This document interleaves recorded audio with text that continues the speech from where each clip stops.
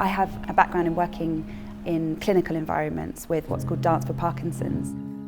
My focus has shifted to be on how to nurture community, create connections and tackle loneliness through movement.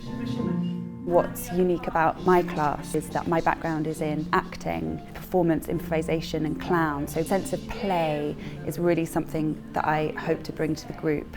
I also have a wide interest in music and poetry, and those are the things that I intend to bring in as inspiration for the dancers. I think when people come into the room, they've just battled through public transport, they live with Parkinson's disease, and any kind of movement can be quite an inhibiting thing to have to deal with day to day. Quite often, the symptoms of Parkinson's can be shaking, it can be freezing. So really being in a public space and moving can prove difficult. And what we're creating here is a space where people can move without inhibition and not only move from A to B, but creatively be able to express themselves and connect with one another. Inevitably, there's a huge difference from when they arrive and when they leave because they've had a chance to expand and express themselves physically. I love coming to these classes because they help me exercise and keep my movement, and they generally help my stability, and they also help my sociability and meeting people. And it's nice to meet people who've got Parkinson's because it gives you a feeling of being together. When we start doing to the music and then start dancing around, it's really gorgeous. It gives you a really good feel-good factor. I think they gives them a social ethic to get up in the morning. Even though it seems some of them are very senior aged, at least they take part in life rather than sit down and be forgotten.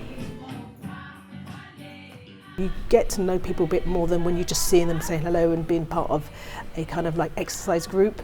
The difference here is that you're communicating in a way that you wouldn't normally think about communicating, and I think that's what Harriet has really channeled in on, and I personally have seen it and understand that it is really key. I've seen a big change from the beginning to now in terms of the confidence. People are finding that they can feel free to express themselves in whichever way. My mum included in that because she's quite shy. It's hugely important for Sydenham Arts to be involved with projects like Moving with Parkinson's. We do deliver great outreach projects. It's important for us that we reach as many members of our community as possible. We already have a dedicated programme to our +60s.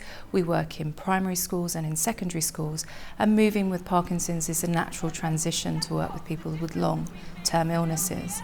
I think what's really unique about working with someone like Harriet is that it brings all elements of performance into play. I've just taken part in one of her classes and it was absolutely wonderful. I actually didn't expect to be as moved as I was. I get a sort of wholeness, an insight into people's minds, and the fun and games I get makes life that much sweeter. I really hope that I create and nurture a space here where people can be more than a patient with Parkinson's. They can be a creative mover, a dancer, and nurture a sense of feeling connected that they can then take on to the outside world. It's free, you don't have to pay, but more importantly, it's free in terms of you can take part in as much as you want and as little as you want. So it's a case of you can sit back when you need to if you're tired or you're feeling a little bit shy, or you just go for it. So I would encourage all to come and have a go.